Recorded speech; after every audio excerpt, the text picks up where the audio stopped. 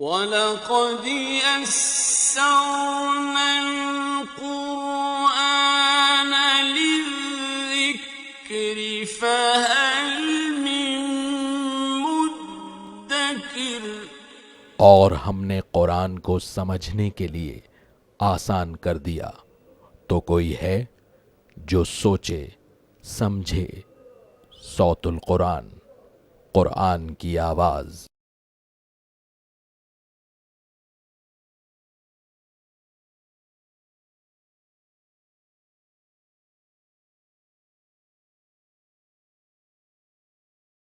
نحمده ونصلي على رسوله الكريم اما بعد فاعوذ بالله من الشيطان الرجيم بسم الله الرحمن الرحيم وإذ قال موسى لفتاه لا أبرح حتى أبلغ مجمع البحرين أو أمضي حقبا صدق اللہ العظیم۔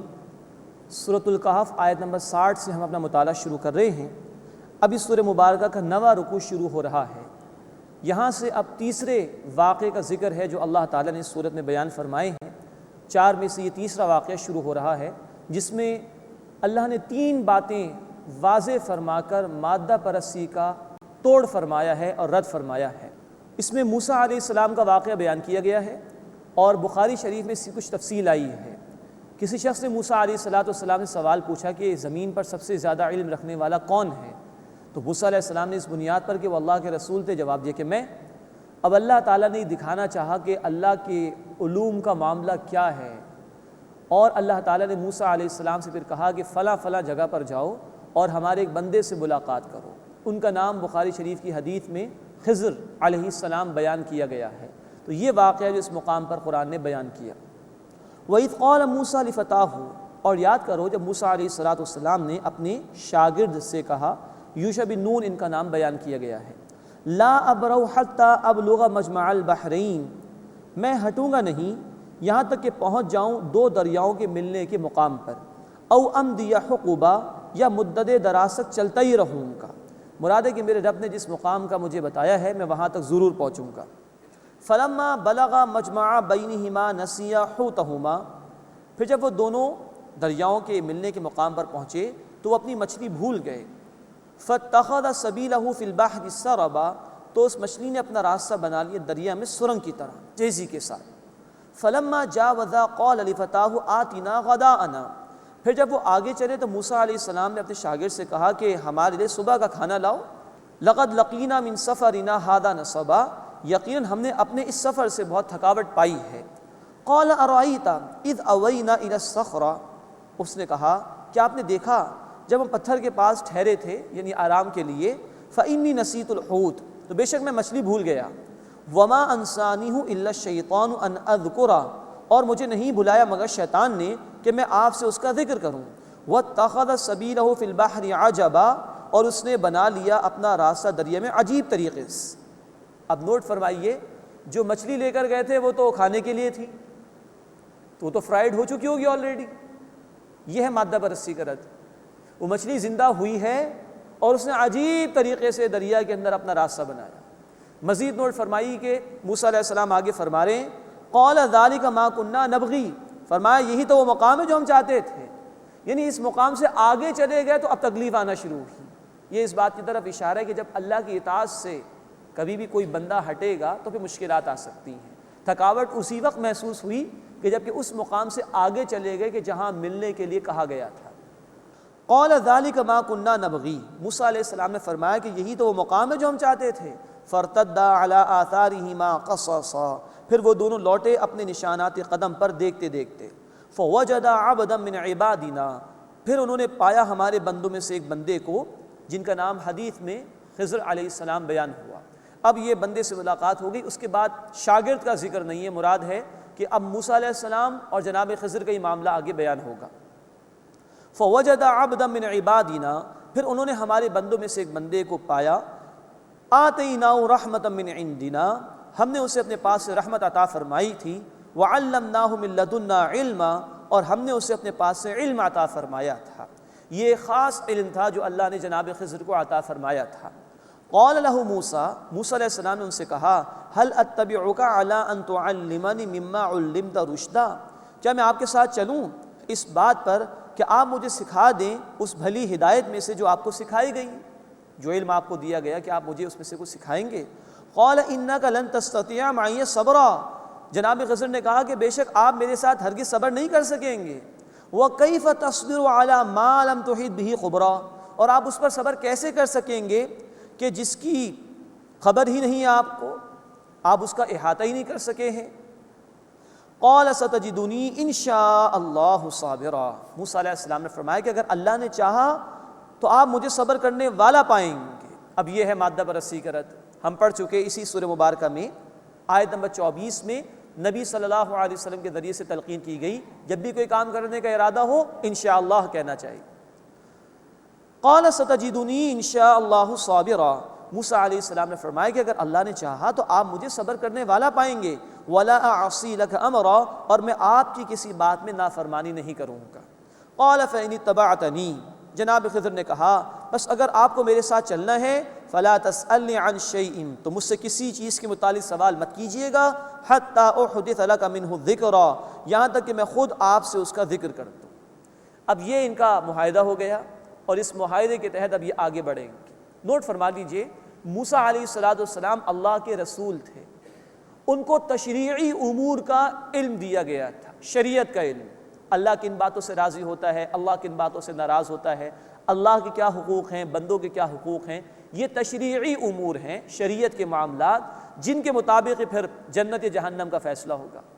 ایک معاملات ہیں جن کو تکوینی امور کہا جاتا ہے، مثال کے طور پر بارش کب آئے گی، کسی پر عذاب کب آئے گا، کسی کی موت کب واقع ہوگی، کسی کو کب کسی مصیبت میں اللہ مبتلا فرمائیں گے، اس کا تعلق شریعت سے نہیں ہے، اس کا تعلق اللہ کی مشیت سے ہے، تکوینی امور سے ہے۔ اب موسیٰ علیہ السلام رسول تھے، وہ شریعت کے پابند تھے، تشریعی امور کا علم ان کے پاس تھا۔ جناب خضر کو اللہ تعالیٰ نے اپنی مشیت سے تکوینی امور میں سے کچھ علم عطا کیا تھا، اس کا مظاہرہ ہے جو اگلے رکوع میں انشاءاللہ ہمارے سامنے آئے گا۔ تو اس معاہدے کے بعد اب آگے بڑھے ہیں موسیٰ علیہ السلام اور جناب خضر۔ اب 10واں رکوع شروع ہو رہا ہے، اسی واقعے کی مزید تفصیل آگے بیان ہو رہی ہے۔ فانطلقا، پھر وہ دونوں چلے، حتی اذا رکبا فی السفینۃ خرقہا، یہاں تک کہ جب وہ دونوں کشتی میں سوار ہوئے تو جناب خضر نے اس میں سوراخ کر دیا، اس کے تختے کو پھاڑ دیا۔ قال اخرقتھا لتغرق اہلہا، موسیٰ علیہ السلام نے فرمایا کہ آپ نے اس میں سوراخ کر دیا کہ اس کے سواروں کو غرق کر دیں؟ لقد جئت شیئا امرا، آپ نے تو بڑے خطرے کی بات کی۔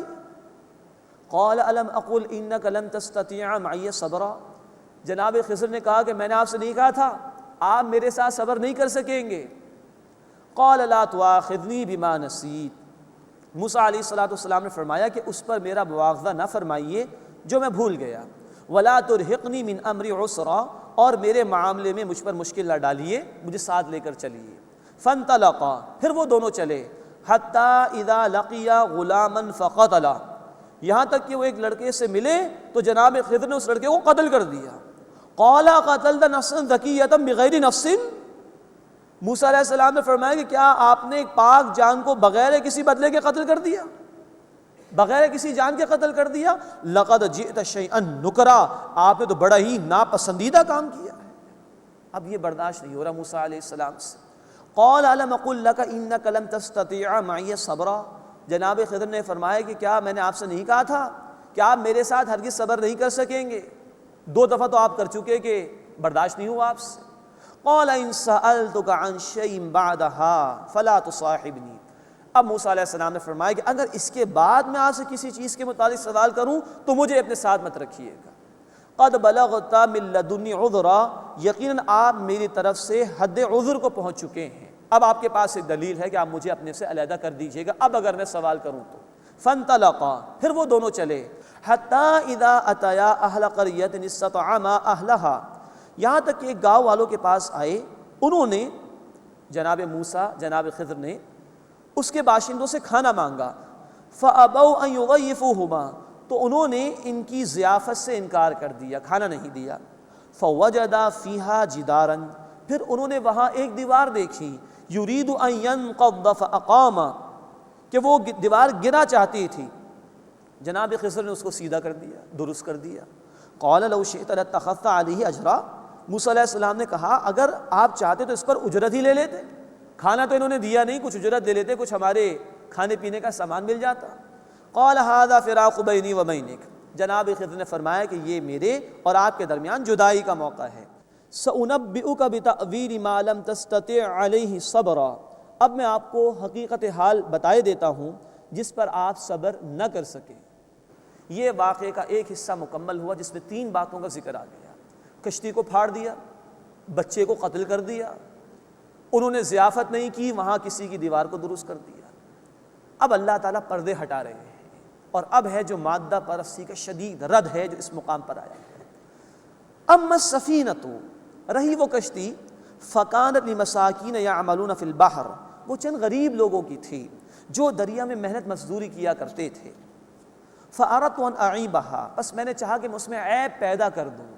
وکان وراءہم ملک یأخذ کل سفینۃ غصبا، اور ان کے آگے ایک بادشاہ تھا جو کشتی کو زبردستی پکڑ لیتا تھا، چھین لیتا تھا۔ تو میں نے یہ کشتی اس میں عیب اس لیے پیدا کیا کہ جب یہ کشتی اس کو اچھی نہیں لگے گی تو ان غریبوں کا بھلا ہو جائے گا، کشتی بچ جائے گی، تھوڑے سے نقصان کے مقابلے میں بڑا نقصان بچ جائے گا ان کا۔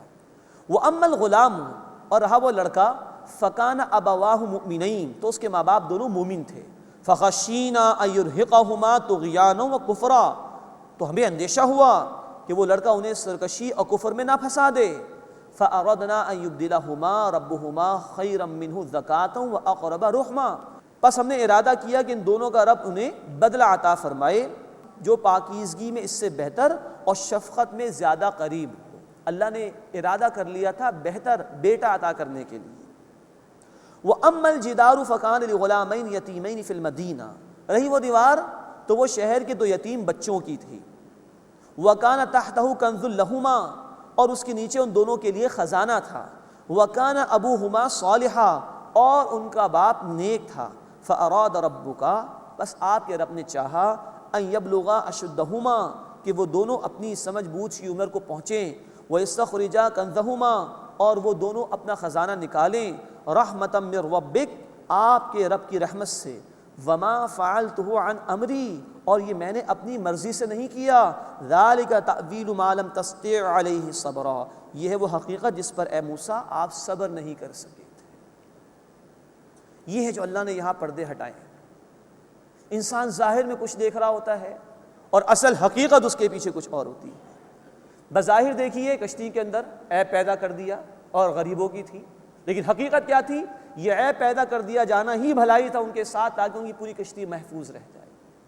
بظاہر دیکھیے تو بچے کو قتل کر دیا بغیر کسی جان کے، کوئی قصور اس بیچارے کا نہیں، لیکن اللہ کا ارادہ یہ تھا کہ اس بچے کو ختم ہی کر دیا جائے، کیونکہ اگر یہ بڑا ہوتا اللہ کے علم کے مطابق تو ماں باپ کے لیے کفر کا ذریعہ بنتا۔ اللہ نے بہتر اولاد دینے کا فیصلہ کر لیا۔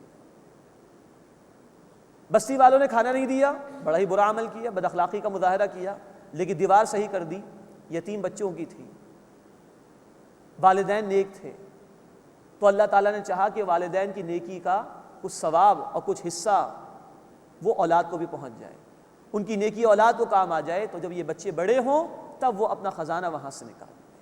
یہ ہے جو پردے اس مقام پر اللہ تعالیٰ نے ہٹائے ہیں۔ قرآن ہمیں بتاتا ہے سورۃ البقرہ آیت نمبر 216 میں، وہاں قتال کا حکم آیا ہے۔ ممکن ہے ایک چیز تمہیں اچھی لگے اور اسی میں تمہارے لیے شر ہو، اور ممکن ہے تم ایک چیز کو برا سمجھو اور اسی میں تمہارے لیے خیر ہو۔ واللہ یعلم وانتم لا تعلمون، اور اللہ جانتا ہے تم نہیں جانتے ہو۔ یہ پردے اللہ تعالیٰ نے ہٹائے ہیں۔ یہ ہے مادہ پرستی کا رد۔ انسان جو اس دنیا کی چمک دمک میں ہی دیوانہ ہو جاتا ہے، وہ اسی دنیا کو سب کچھ سمجھ لیتا ہے، جبکہ اس پردے کے پیچھے بے شمار حقیقتیں موجود ہیں، جس میں سے کچھ پردے اللہ نے اس مقام پر ہٹا کر ہمیں دکھا دیے ہیں۔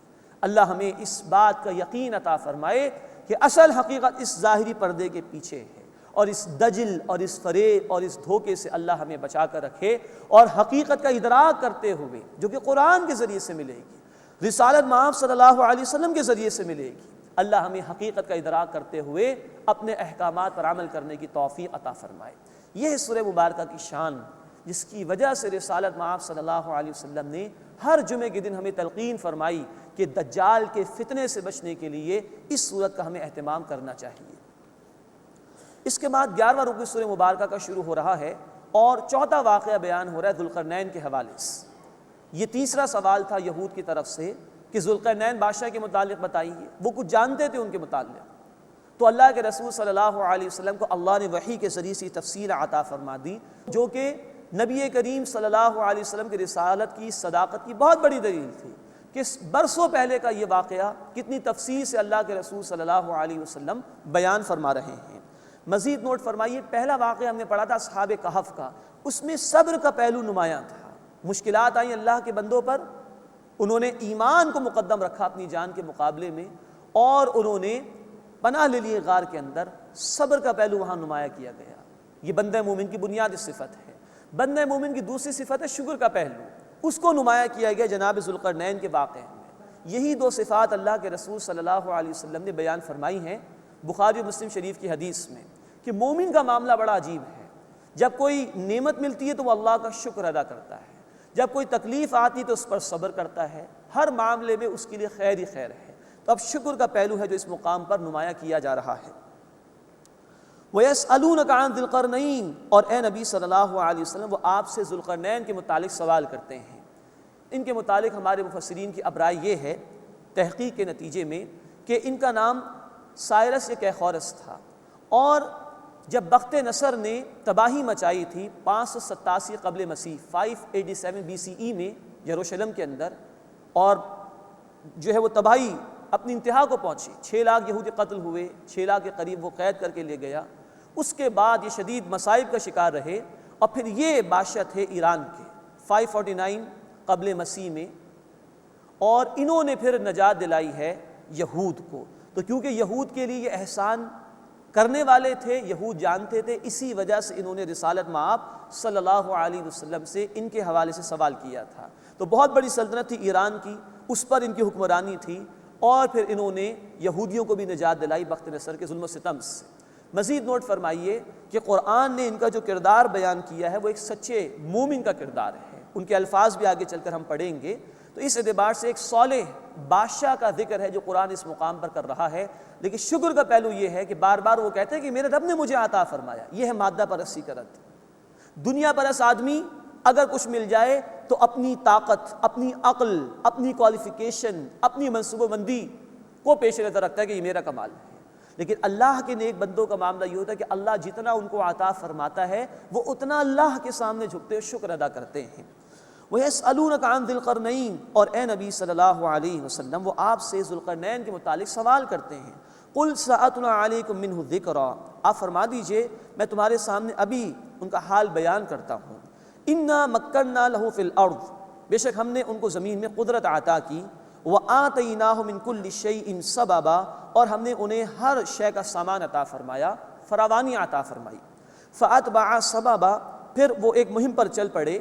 3 مہمات کا ان کا ذکر اس مقام پر کیا ہے قرآن نے۔ اب یہ پہلی مہم ان کی مغرب کی جانب تھی، سورج کے ڈوبنے کے مقام کی طرف۔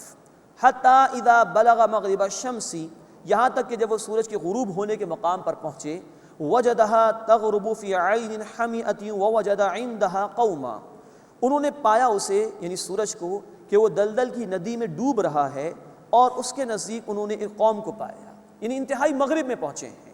شام اور لیبیا اس علاقے کے متعلق مفسرین نے بیان کیا ہے۔ قُلْنَا يَا ذَا الْقَرْنَيْنِ، ہم نے کہا کہ اے ذوالقرنین، إِمَّا أَن تُعَذِّبَ وَإِمَّا أَن تَتَّخِذَ فِيهِمْ حُسْنًا، تمہیں اختیار ہے، چاہو تو سزا دو، چاہو تو ان کے ساتھ کوئی بھلائی کا معاملہ اختیار کرو۔ اس سے کہ جب کوئی فاتح بن کر کسی علاقے میں داخل ہو تو اس کو پورا اختیار ہوتا ہے، جس کو چاہے معاف کرے، جس کو چاہے وہ عذاب میں مبتلا کرے، جس پر چاہے ظلم و ستم کرے۔ لیکن یہاں بڑا عمدہ جملہ ان کا اللہ تعالی نے نقل فرمایا، قَالَ، کہا ذوالقرنین نے، اما من ظلم فسوف نعذبه، جس سے ظلم کیا تو جلد ہم اسے سزا دیں گے۔ ثم يرد الى ربه فيعذبه عذابا نكرا، پھر وہ اپنے رب کی طرف لوٹایا جائے گا تو وہ اسے سخت سزا دے گا۔ آخرت کا تو عذاب ہے ہی ہے، دنیا میں بھی حکمرانوں کی یہ ذمہ داری ہے کہ نافرمانوں کو سزائیں دیں تاکہ لوگوں کی جان، مال، عزت، آبرو محفوظ رہ سکے۔ یہی جملہ کہا جناب ذوالقرنین نے۔ وَأَمَّا مَنْ آمَنَ وَعَمِلَ صَالِحًا، اور جو ایمان لایا اور جس نے نیک عمل کیے، فَلَهُ جَزَاءً الْحُسْنَى، تو اس کے لیے بدلہ ہے بھلائی۔ وَسَنَقُولُ لَهُ مِنْ أَمْرِنَا يُسْرًا، اور ان قریب ہم اس کے لیے اپنے کام میں آسانی کا حکم دیں گے۔ یہ بڑا عمدہ قول ان کا اللہ نے نقل کیا، اور یہ بات اظہار کر رہی کہ یہ اللہ کے نیک بندے تھے۔ ثم اتبع سببا، پھر وہ ایک اور مہم کے پیچھے چل پڑے۔ اب یہ مشرق کی جانب مکران کے ساحل تک کا مفسرین نے بیان کیا ہے کہ یہاں تک وہ پہنچے۔ ثم اتبع سببا، پھر ایک اور مہم پر وہ چل پڑے۔ حتی اذا بلغ مطلع الشمس، یہاں تک کہ جب وہ سورج کے طلوع ہونے کے مقام پر پہنچے، یعنی انتہائی مشرق، وجدہا تطلع علی قوم لم نجعل لهم من دونہا سترا، تو اس کو پایا کہ وہ ایک ایسی قوم پر طلوع ہو رہا ہے جن کے لیے ہم نے کوئی اس کے آگے پردہ نہیں پیدا کیا۔ مراد ہے کہ ایک ایسی قوم تھی کہ جس کو اتنا بھی معلوم نہیں تھا کہ سورج کی روشنی سے وہ اپنا بچاؤ کیسے کرے۔ کذالک، یہ ہے حقیقت، وقد احطنا بما لدیہ خبرا، اور جو کچھ ان کے پاس تھا اس کی خبر ہمارے احاطہ علم میں ہے، یعنی اللہ ہی نے یہ سب کچھ ان کو عطا فرمایا تھا، اور اللہ جانتا تھا کہ کیا کچھ ذوالقرنین کو عطا کیا گیا ہے۔ یہ پھر مادہ پرستی کا رد ہے۔ اس شخص کے پاس جو کچھ بھی تھا یہ اللہ کی عطا تھی، یہ ان کا اپنا کمال نہیں تھا۔ اب تیسری مہم کا ذکر ہے۔ ثم اتبع سببا، پھر ایک اور مہم کے اوپر چل پڑے۔ اس کے متعلق مفسرین کی رائے ہے کہ یہ دنیا کی چھت یعنی شمال کی جانب ہے، اور رشیا اور اس کے جو پہاڑی سلسلے اس طرف ان کا یہ ارادہ تھا۔ حتی اذا بلغ بین السدین وجد من دونہما قوما، یہاں تک کہ جب وہ پہنچے دو پہاڑوں کے درمیان تو انہوں نے ان دونوں کے درے میں قوم پائی۔ لا یکادون یفقہون قولا، وہ لگتے نہیں تھے کہ کوئی بات سمجھیں۔ قالوا یا ذا القرنین، تو انہوں نے کہا کہ اے ذوالقرنین۔ اب یا تو اشاروں سے کوئی گفتگو ہوئی ہو، یا اس بات کا بھی امکان ہے کہ کوئی ٹرانسلیٹر درمیان میں ہو کہ جس کے ذریعے سے یہ کلام ہوا ہو۔ قالوا یا ذا القرنین، انہوں نے کہا کہ اے ذوالقرنین، ان یأجوج ومأجوج مفسدون فی الارض، بے شک یأجوج اور مأجوج زمین میں فساد مچاتے ہیں۔ فہل نجعل لک خرجا، تو کیا ہم آپ کے لیے کوئی خراج، کوئی ٹیکس جمع کریں، علی ان تجعل بیننا وبینہم سدا، تاکہ آپ ہمارے اور ان کے درمیان ایک دیوار بنا دیں۔ اب کیونکہ بڑے پریشان تھے یاجوج ماجوج سے، تو ذوالقرنین سے درخواست کی کہ کوئی دیوار بنا دیجئے۔ قال ما مکنی فیہ ربی خیر فاعینونی بقوۃ اجعل بینکم وبینہم ردما، انہوں نے کہا کہ جس پر مجھے میرے رب نے قدرت عطا کی ہے وہ بہتر ہے، بس تم میری مدد کرو افرادی قوت سے، میں تمہارے اور ان کے درمیان ایک آڑ بنا دوں گا۔ اب دیکھیے عاجزی کا بیان، شکر کا بیان، رب نے جو عطا کیا ہے وہ بہتر ہے، میرا کوئی کمال نہیں، میری کوئی طاقت نہیں، ہاں تم مجھے افرادی قوت دو، میں تمہارے اور ان کے درمیان ایک آڑ بنا دوں گا۔ آتونی زبر الحدید، مجھے لوہے کے تختے لا دو۔ حتی اذا ساوا بین الصدفین، یہاں تک کہ جب انہوں نے اس کو برابر کر دیا دونوں پہاڑوں کے درمیان۔ قال انفخوا، انہوں نے کہا کہ دھونکو، یعنی اب آگ جلاؤ، جو بیچ میں گیپ تھا وہ لوہے کے تختوں کے ساتھ بھر دیا گیا، اب اس کے اوپر آگ جلانے کے لیے کہا۔ حتی اذا جعلہ نارا، یہاں تک کہ جب دھو کر اسے آگ کر دیا، ریڈ ہاٹ کر دیا۔ قال آتونی افرغ علیہ قطرا، انہوں نے کہا کہ میرے پاس لاؤ میں اس پر پگھلا ہوا تانبا ڈال دوں تاکہ اچھی طرح یہ فکس ہو جائے۔ فما استطاعوا ان يظهروه وما استطاعوا له نقبا، پھر وہ یعنی یاجوج ماجوج اس پر نہ چڑھ سکیں گے نہ اس میں سوراخ کر سکیں گے۔ قال هذا رحمت من ربی، انہوں نے کہا یہ میرے رب کی رحمت سے ہے۔ پھر دیکھیے شکر کا جذبہ، عاجزی کا معاملہ، اتنا بڑا اللہ نے مقام دیا ہے، اتنا اقتدار دیا ہے، اللہ کی رحمت ہے، میرا کوئی کمال نہیں۔ فَإِذَا جَاءَ وَعْدُ رَبِّي جَعَلَهُ دَكَّا، بس جب میرے رب کا وعدہ آئے گا تو وہ اس کو گرا دے گا۔ وَكَانَ وَعْدُ رَبِّي حَقًّا، اور میرے رب کا وعدہ سچا ہے۔ یہاں دو باتیں نوٹ فرمائیے۔ نمبر ایک، جناب ذوالقرنین نے ایک دیوار قائم کی تھی، اس کے متعلق مفسرین کی کئی آراء ہیں۔ ایک رائے یہ کہ شمال کے ہی علاقے میں دنیا میں کیسپین سی کے پاس کہیں یہ دیوار موجود ہے، واللہ اعلم، کوئی حتمی بات نہیں کی جا سکتی، لیکن یہ ضرور ہے کہ قیامت سے پہلے یہ دیوار گرا دی جائے گی۔ دوسری بات یہ ہے کہ یاجوج ماجوج یہ قیامت کی بڑی علامات میں سے ایک علامت ہے۔ صحیح مسلم میں نبی کریم صلی اللہ علیہ وسلم نے 10 بڑی بڑی علامات کا ذکر کیا ہے، جس میں سے ایک یاجوج ماجوج کا نکلنا بھی ہے۔ بخاری شریف کی حدیث ہے کہ اللہ کے رسول صلی اللہ علیہ وسلم نے فرمایا کہ یہ آئیں گے زمین پر اور خوب تباہی مچائیں گے، جبکہ مسلم شریف کا بیان یہ ہے کہ ان کا ظاہر ہونا اس وقت ہوگا جب عیسیٰ علیہ السلام موجود ہوں گے زمین پر اور عروج مل چکا ہوگا مسلمانوں کو۔ یہ آئیں گے نیچے کی طرف، سورۃ الانبیاء آیت نمبر 96 میں ذکر ہے من کل حدم ینسلون، ہر بلندی سے نیچے کی طرف آئیں گے۔ تو یہی جو پہاڑی علاقے ہیں رشیا وغیرہ کے، اسی کی طرف مفسرین کی رائے گئی ہے کہ اوپر سے نیچے آئیں گے۔ تو مسلم شریف کی روایت ہے کہ خوب تباہی مچائیں گے، لیکن اس وقت ہی آئیں گے جب عروج مل چکا ہوگا مسلمانوں کو۔ عیسیٰ علیہ السلام اہل ایمان کو پہاڑوں پر لے جائیں گے، یہ زمین پر ہوں گے، خوب تباہی مچائیں گے۔ اور پھر بخاری شریف کی حدیث کا بیان ہے کہ ان پر ایک وبا اللہ کی طرف سے مسلط کی جائے گی اور پھر یہ ہلاک کر دیے جائیں گے۔ تو یہ علامات قیامت میں سے ہیں۔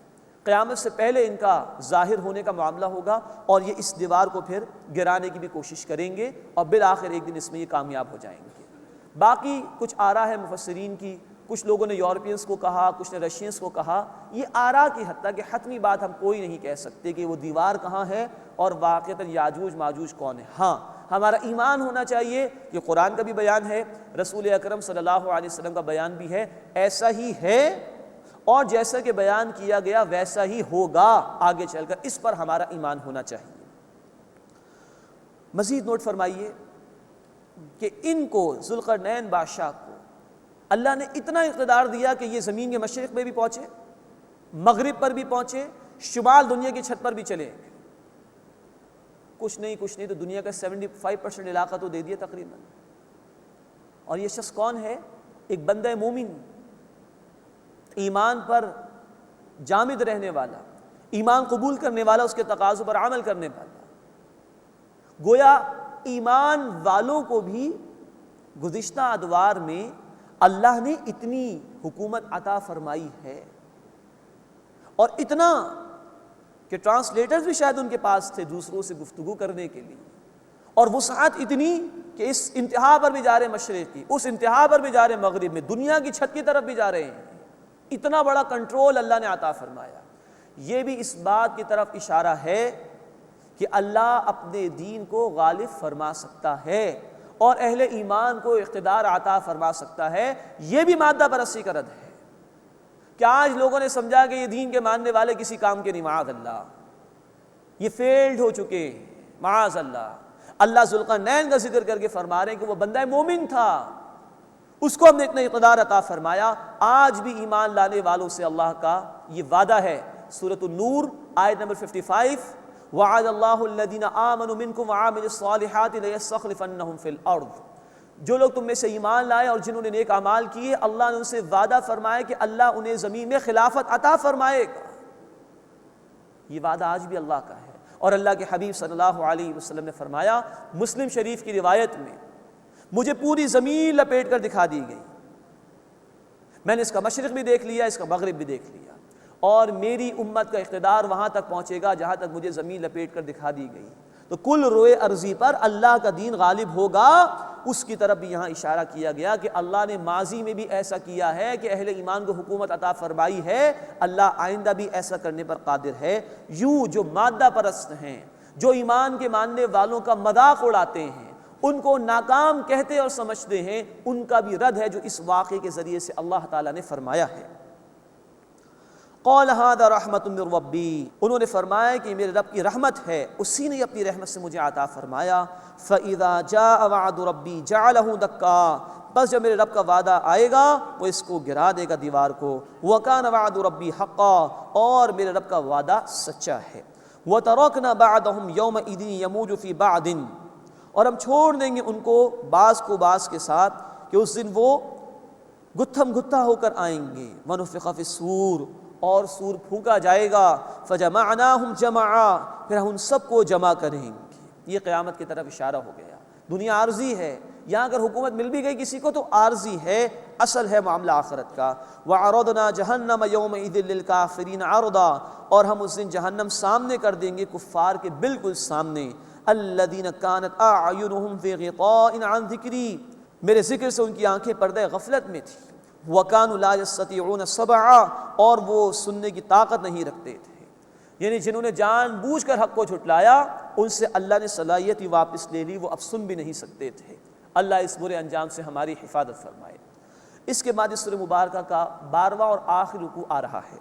اس میں پھر اللہ نے مادہ پرستی کا رد فرمایا ہے، برے لوگوں کا اور نیک لوگوں کا انجام بیان کیا گیا ہے، اور اللہ کی قدرت کا، اللہ کے کلمات کا ذکر آیا ہے۔ افحسب الذین کفروا ان یتخذوا عبادی من دونی اولیاء، کیا جن لوگوں نے کفر کیا ہے وہ گمان کرتے ہیں کہ وہ میرے بندوں کو بنا لیں گے میرے سوا کارساز؟ مراد یہ ہے کہ جھوٹے معبودوں کو جن لوگوں نے پکارا وہ کیا سمجھتے ہیں کہ یہ جن کو پکار رہے ہیں وہ ان کی کوئی مدد کر سکتے ہیں؟ اور نوٹ فرمائیے کہ بتوں کے علاوہ اللہ کے نیک بندوں کو بھی پکارا گیا ہے، ان سب کے متعلق کہا جا رہا ہے کہ کیا یہ ان کو اولیاء بنا رہے ہیں؟ انا اعتدنا جہنم للکافرین نزلا، بے شک ہم نے کفر کرنے والوں کے لیے جہنم کو نزل بنایا ہے۔ نزل کے معنی ہوتے ہیں ابتدائی مہمان نوازی، جب کوئی مہمان آتا ہے تو ابتداءً جو اس کو پیش کیا جاتا ہے فوراً وہ ہے نزل، اصل ضیافت تو بعد میں ہوتی ہے۔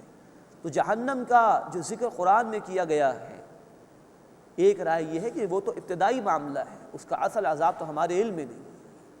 اللہ ہمیں جہنم کے عذاب سے محفوظ فرمائے۔ انا اعتدنا جہنم للکافرین نزلا، بے شک ہم نے کفر کرنے والوں کے لیے جہنم کو ابتدائی مہمانی بنایا ہے۔ قل هل ننبئکم بالاخسرین اعمالا، اے نبی صلی اللہ علیہ وسلم فرما دیجئے کیا میں تمہیں بتاؤں کہ اعمال کے لحاظ سے بدترین خسارے میں کون لوگ ہیں؟ الذین ضل سعیہم فی الحیاۃ الدنیا، وہ لوگ کہ جن کی کوشش دنیا ہی کے زندگی میں لگ گئی، برباد ہو گئی۔ وہم یحسبون انہم یحسنون صنعا، اور وہ خیال کرتے ہیں کہ بہت اچھے کام کر رہے ہیں۔ یہ ہے مادہ پرستی کا رد، دنیا ہی کو سب کچھ سمجھا، دنیا ہی میں لگے رہے، اسی کی پلاننگ، یہیں کی جائیداد، یہیں کی کوالیفیکیشنز، یہیں کا عروج، یہیں کے لیے محنتیں، صرف یہی رہ گئی تھی ان کی زندگی۔ فرمایا کہ اولئک الذین کفروا بآیات ربہم، یہ وہ لوگ ہیں جنہوں نے اپنے رب کی آیات کا انکار کیا، ولقائہ، اور اس کی ملاقات کا انکار کیا، فحبطت اعمالہم، بس ان کے اعمال ضائع ہو گئے، فلا نقیم لہم یوم القیامۃ وزنا، بس قیامت کے دن ہم ان کے لیے کوئی وزن ہی قائم نہیں کریں گے۔ یہ مادہ پرستوں کا ذکر آیا اس مقام پر، جو دنیا ہی کو مقصود بنا کر بیٹھے ہوئے تھے، جن کی نگاہوں میں آخرت کی کوئی حیثیت نہیں تھی، دنیا ہی دنیا۔ اور آج انسان مجموعی اعتبار سے جس ترقی پر پہنچ چکا ہے وہ ہے دجل، فریب اور دھوکہ، اسی کی چمک دمک کے اندر انسان مبتلا ہو کر رہ گیا، اور اس نے اللہ کی ملاقات کو بھلا دیا۔ ایسی مضبوط مضبوط بلڈنگیں اور مکانات کہ لگتا ہے کہ شاید مرنا نہیں، اتنی طویل منصوبہ بندی کہ لگتا ہے کہ شاید دنیا سے واپس نہیں جاؤں، اللہ سے کوئی ملاقات کی فکر لگتا نہیں ہے کہ ایسا بھی کچھ ہونے والا ہے۔ فرمایا کہ یہ وہ لوگ ہیں جو اعمال کے اعتبار سے سب سے زیادہ بدترین ہیں، گھاٹے میں ہیں، جو دنیا ہی میں لگے رہے، buildings, showbiz, business, qualifications, professions, media, تقاریب، شاپنگ، بس یہی مقصود رہ گیا ہے۔ شب و روز بتا نہیں رہے کہ موت بھی آنی ہے، لگ نہیں رہا کہ اللہ کے حضور بھی پیشی دینی ہے، معلوم نہیں ہوتا کہ اعمال کا محاسبہ بھی ہوگا۔ یہ حقیقت کے اعتبار سے کفر ہے، یہ ہے اس دنیا کا دجل اور فریب اور دھوکہ کہ انسان اسی کا ہو کے رہ جائے۔ ان کو قرآن نے کہا کہ فلا نقیم لہم یوم القیامۃ وزنا، بس قیامت کے دن ان کے لیے کوئی وزن ہی قائم نہیں کریں گے۔ جب دنیا ہی دنیا میں لگے رہے تو اعمال کی حیثیت کیا ہوگی کہ اس کو تولا جائے آخرت میں؟ مقصود تھا ہی نہیں آخرت، پیش نظر وہ تھی نہیں، تو جو محنت ہے وہ دنیا میں رہ جائے گی۔ 2 فٹ نیچے قبر میں جب جائے گا انسان، سب کچھ 2 فٹ اوپر ہی رہ جائے گا، کوئی شے ساتھ جانے والے نہیں ہے سوائے اس کے اعمال کے، احادیث کے مطابق۔ لیکن وہ تب جب ایمان ہو، اللہ سے ملاقات یاد رہے، آخرت پیش نظر ہو، جواب دہی کا احساس ہو، تبھی تو انسان محنت کرے گا۔ اور یہ نہیں، یہی دجال کا دھوکہ ہے، یہی دجالی تہذیب ہے، دجل، فریب، دھوکہ دنیا کا، اسی میں پھنس کر انسان رہ جائے اور اپنی اصل زندگی کو بھول جائے۔ اللہ تعالیٰ اس برے انجام سے ہماری حفاظت فرمائے، ہمیں مادہ پرست بننے کے بجائے حق پرست بننے کی توفیق عطا فرمائے، حق کو قبول کرنے کی توفیق عطا فرمائے۔ اللہ اپنی ملاقات ہمیں یاد رکھنے کی توفیق عطا فرمائے، ہمیں آخرت کی تیاری کرنے کی توفیق عطا فرمائے۔ قُلْ هَلْ نُنَبِّئُكُم بِالْأَخْسَرِينَ أَعْمَالًا، اے نبی صلی اللہ علیہ وسلم فرما دیجئے کیا میں تمہیں بتاؤں کہ اعمال کے لحاظ سے بدترین گھاٹے میں کون ہیں؟ الذین ضل سعیہم فی الحیات الدنیا، وہ لوگ جن کی کوشش دنیا کی زندگی میں برباد ہو گئی، وہم یحسبون انہم یحسنون صنعا، اور وہ خیال کرتے ہیں کہ وہ بہت اچھے کام کر رہے ہیں۔ اولئک الذین کفروا بآیات ربہم، یہی وہ لوگ ہیں جنہوں نے اپنے رب کی آیات کا انکار کیا۔ گویا دنیا ہی میں ڈوبے رہنا یہ قرآن کی آیات کے انکار کے برابر ہے۔ وَلِقَائِهِ، اور اس کی ملاقات کا انہوں نے انکار کیا۔ فَحَبِطَتْ أَعْمَالُهُمْ، پس ان کے اعمال ضائع ہو گئے۔ فَلَا نُقِيمُ لَهُمْ يَوْمَ الْقِيَامَةِ وَزْنًا، پس قیامت کے دن ان کے لیے ہم کوئی وزن قائم نہیں کریں گے۔ ذَلِكَ جَزَاؤُهُمْ جَهَنَّمُ بِمَا كَفَرُوا، یہ ان کا بدلہ ہے جہنم اس لیے کہ انہوں نے کفر کیا۔ وَاتَّخَذُوا آیَاتِي وَرُسُلِي هُزُوًا، اور میری آیات کو اور میرے رسولوں کو مذاق بنا لیا۔ قرآن نے واضح کر دیا، رسول اللہ صلی اللہ علیہ وسلم نے واضح کر دیا، یہ زندگی عارضی ہے، موت آنی ہے، لوٹ کر جانا ہے اللہ کی طرف۔ اب جو دنیا کے ہو رہے ہیں وہ گویا قرآن کی آیات کا مذاق اڑا رہے ہیں، وہ گویا رسول اللہ صلی اللہ علیہ وسلم کی دعوت کا مذاق اڑا رہے ہیں۔ اللہ اس برے انجام سے ہماری حفاظت فرمائے۔ اس کے مقابلے میں نیک لوگوں کا ذکر، ان الذین آمنوا، بے شک وہ لوگ جو ایمان لائے، وعملوا الصالحات، اور انہوں نے نیک اعمال کیے، کانت لہم جنات الفردوس نزلا، ان کے لیے فردوس کے باغات ہیں ابتدائی مہمانی کے طور پر۔ اصل نعمت جو بخاری شریف کی حدیث میں حدیث قدسی ہے، اللہ فرماتے ہیں کہ میں نے اپنے بندوں کے لیے وہ کچھ تیار کیا ہے جو نہ کسی آنکھ نے دیکھا، نہ کسی کان نے سنا، نہ کسی انسان کے دل میں اس کا خیال تک گیا، اس کا تو ہم اندازہ ہی نہیں کر سکتے۔ جو کچھ قرآن و حدیث میں بیان ہوا وہ ایک ابتدائی سا تجزیہ ہے جو پیش کر دیا گیا، وہ نزل ہے، وہ ابتدائی مہمانی ہے، اصل تو اللہ ہی جانتا ہے کہ اس نے اپنے بندوں کے لیے کیا تیار کیا ہے۔ ان الذین آمنوا وعملوا الصالحات، بے شک وہ لوگ جو ایمان لائے اور جنہوں نے نیک اعمال کیے، کانت لہم جنات الفردوس نزلا، ان کے لیے ابتدائی مہمانی ہے فردوس کے باغات۔ بخاری شریف کی حدیث ہے، اللہ کے رسول صلی اللہ علیہ وسلم نے فرمایا جنت کا اعلیٰ ترین مقام فردوس ہے، جب بھی اللہ سے جنت مانگو فردوس مانگا کرو۔ اللہم انا نسألک الجنت الفردوس، اے اللہ ہم تجھ سے جنت فردوس کا سوال کرتے ہیں۔ خالدین فیہا، ان میں ہمیشہ ہمیشہ رہیں گے، لا یبغون عنہا حولا، وہ وہاں سے جگہ بدلنا نہیں چاہیں گے۔ دنیا میں انسان کسی حسین مقام پر چلا جائے، ایڈونچر ہوتا ہے اس کے لیے، کچھ عرصے کے بعد یوز ٹو ہو جاتا ہے، طبیعت اکتا جاتی ہے، چلا جاتا ہے وہاں سے۔ جنت کا معاملہ ایسا نہیں کہ کوئی دل اکتا جائے معاذ اللہ کسی کا، ہمیشہ ہمیشہ کے لیے نعمتیں ہی نعمتیں ہیں۔ اللہ ہم تجھ سے تیری جنت کا سوال کرتے ہیں، اللہ ہمیں جنت الفردوس عطا فرما۔ خالدین فیہا، اس میں ہمیشہ ہمیشہ رہیں گے، لا یبغون عنہا حولا، وہ وہاں سے جگہ بدلنا نہیں چاہیں گے۔ یہ بھی مادہ پرستی کا رد ہے۔ جنت دیکھی کسی بندے مومن، لیکن وہ مانتا ہے کہ قرآن نے برحق کہا، اللہ کے رسول صلی اللہ علیہ وسلم نے برحق کہا۔ یہ صورت ہے جو ایمان عطا کرتی ہے بندے کو اور مادہ پرستی کا مقابلہ کرنے کے لیے تیار کرتی ہے۔ قُلْ لَوْ كَانَ الْبَحْرُ مِدَادًا لِكَلِمَاتِ رَبِّي، اے نبی صلی اللہ علیہ وسلم فرما دیجئے اگر سمندر میرے رب کی باتیں لکھنے کے لیے سیاہی بن جائیں، لَنَفِدَ الْبَحْرُ قَبْلَ أَن تَنْفَدَ كَلِمَاتُ رَبِّي، تو سمندر کا پانی ختم ہو جائے گا اس سے پہلے کہ میرے رب کی باتیں ختم ہوں۔ وَلَوْ جِئْنَا بِمِثْلِهِ مَدَدًا، اگرچہ ہم اس کی مدد کو اس جیسا سمندر اور بھی لے آئیں۔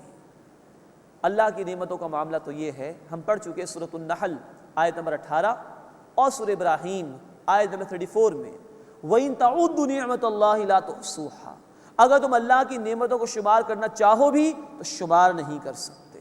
یہاں کہا جا رہا ہے کہ سارے سمندر سیاہی بن جائیں اور اللہ کی باتیں لکھنا شروع کریں تو باتیں ختم نہیں ہوں گی، سیاہی ختم ہو جائے گی، چاہے ایک اور سمندر آ جائے۔ مزید نوٹ کیجئے، قرآن نے کہا سورہ لقمان آیت نمبر 27 میں کہ سارے درخت قلم بن جائیں اور سمندر سیاہی بن جائیں اور 7 سمندر اور بھی آ جائیں اور لکھنا شروع کر دیں سارے قلم، یہ قلم ختم ہو جائیں گے، یہ سیاہی ختم ہو جائے گی، 7 سمندر ختم ہو جائیں گے، اللہ کی باتیں ختم نہیں ہو سکتی۔ یہ ایمان ہونا چاہیے بندہ مومن کا، اس سے بھی مادہ پرستی کا رد ہوتا ہے۔